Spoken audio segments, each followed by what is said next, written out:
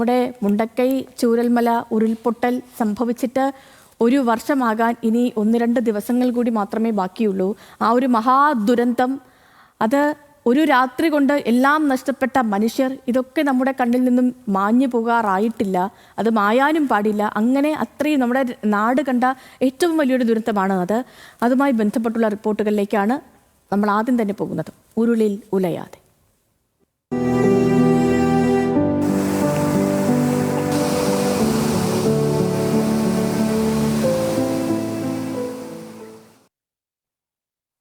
മഹാദുരന്തത്തിന് ഒരാണ്ടിനിപ്പുറവും ആളും ബഹളവും ഇല്ലാതെ ശ്മശാനമുഖമാണ് ചൂരൽമല അങ്ങാടി.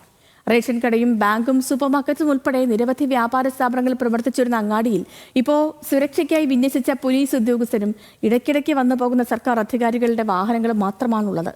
നിലവിൽ പ്രവർത്തിക്കുന്ന ചുരുക്കം ചില വ്യാപാര സ്ഥാപനങ്ങളുടെ ഉടമകൾ കടുത്ത പ്രതിസന്ധിയിലൂടെയാണ് കടന്നു പോകുന്നത്. ഒരു ചിത്രകാരന്റെ ഭാവനയിൽ വിരിഞ്ഞ മനോഹര ദൃശ്യം പോലെ സുന്ദരമായിരുന്നു ചൂരൽമലയും മുണ്ടക്കൈയും.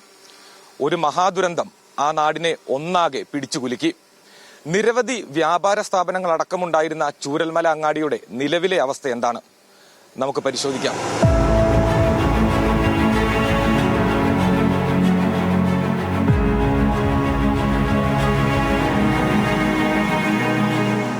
ശ്മശാനമുഖമാണ് ഇന്ന് ചൂരൽമല അങ്ങാടി. കൂൾ ബാർ, ഹോട്ടൽ, സ്റ്റേഷനറി കടകൾ, സൂപ്പർ മാർക്കറ്റ്, അക്ഷയകേന്ദ്രം, റേഷൻ കട, ബാങ്ക് എന്നിങ്ങനെ നിരവധി വ്യാപാര സ്ഥാപനങ്ങൾ ചൂരൽമലയിൽ പ്രവർത്തിച്ചിരുന്നു. ഇന്ന് സുരക്ഷയ്ക്കായി നിയോഗിച്ച പോലീസ് ഉദ്യോഗസ്ഥർ, ഇടയ്ക്ക് എപ്പോഴെങ്കിലും പരിശോധനയ്ക്കായി എത്തുന്ന സർക്കാർ ഉദ്യോഗസ്ഥർ, വീടുകളുടെയും വ്യാപാര സ്ഥാപനങ്ങളുടെയും നിലവിലെ അവസ്ഥ പരിശോധിക്കാനെത്തുന്ന പ്രദേശവാസികൾ എന്നിങ്ങനെ വളരെ കുറഞ്ഞ ആളുകൾ മാത്രമാണ് ചൂരൽമലയിൽ എത്തുന്നത്.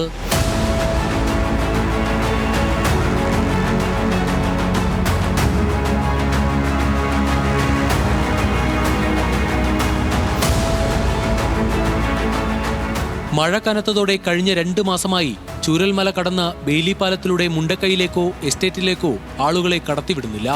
ഇത് കാര്യമായി ബാധിച്ചിരിക്കുന്നത് ചൂരൽമല അങ്ങാടിയിലെ വ്യാപാരികളെയാണ്.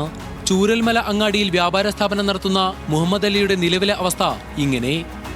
അപ്പോൾ നിങ്ങളെ കാഴ്ചപ്പാടിൽ നിങ്ങൾ നോക്കി എത്ര ലക്ഷക്കണക്കിന് രൂപ അരി വേക്കൽ അതിൻ്റെ ഉള്ളിലേക്ക് അരിച്ചാക്കും മറ്റേ സാധനങ്ങളും ഉപകരണങ്ങളാണ് കിടക്കണേ. ഇത്രയും നാശനഷ്ടങ്ങൾ ഉണ്ടായി കഴിഞ്ഞിട്ട് ഇന്ന് വരെ ഒരു 5 രൂപ സർക്കാർ വകയിൽ നിന്നിട്ട് ഉപജീവന മാർഗം പോലും 9,000 രൂപ ത്രെഡിൽപ്പെട്ട ആൾക്ക് പോയിട്ട് ഇന്ന് വരെ ഈ നിമിഷം വരെ കിട്ടിയിട്ടില്ല. ഇതാണ് നമ്മളെ അവസ്ഥ.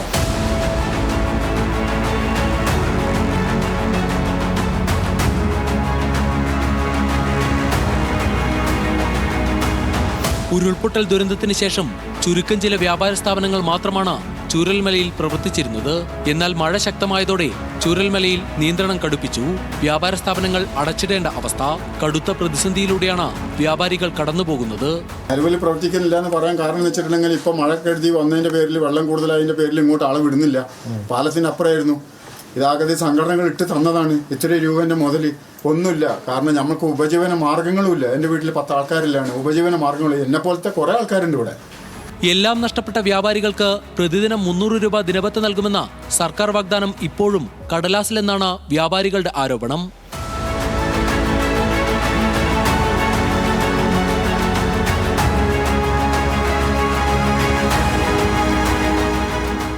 ഉരുൾപൊട്ടൽ മഹാദുരന്തത്തിന് ശേഷം ചുരുക്കം ചില വ്യാപാര സ്ഥാപനങ്ങൾ മാത്രമാണ് ചൂരൽമല അങ്ങാടിയിൽ തുറന്നു പ്രവർത്തിച്ചത്. സന്നദ്ധ സംഘടനകളുടെയും രാഷ്ട്രീയ പാർട്ടികളുടെയും സഹായത്തോടെയായിരുന്നു ഇവ പലതും പുനരുജ്ജീവിപ്പിച്ചത്. എന്നാൽ മഴ ശക്തമായതോടെ കഴിഞ്ഞ 2 മാസത്തിലധികമായി ഇവയിൽ പല സ്ഥാപനങ്ങളും തുറന്നു പ്രവർത്തിക്കാൻ അനുമതിയില്ല. ദിനബദ്ധയും ഇവർക്കാർക്കും ലഭിക്കുന്നില്ല എന്ന ആരോപണവും ഉയർന്നു വരുന്നു. വലിയ സങ്കടാവസ്ഥയിലൂടെയാണ് ഈ വ്യാപാരികൾ കടന്നു പോകുന്നത്. മുഹമ്മദ് ഷാഫിക്കൊപ്പം ബെൻസൻ ബാബു മങ്ങാട്ട്, ന്യൂസ് മലയാളം, കോഴിക്കോട്.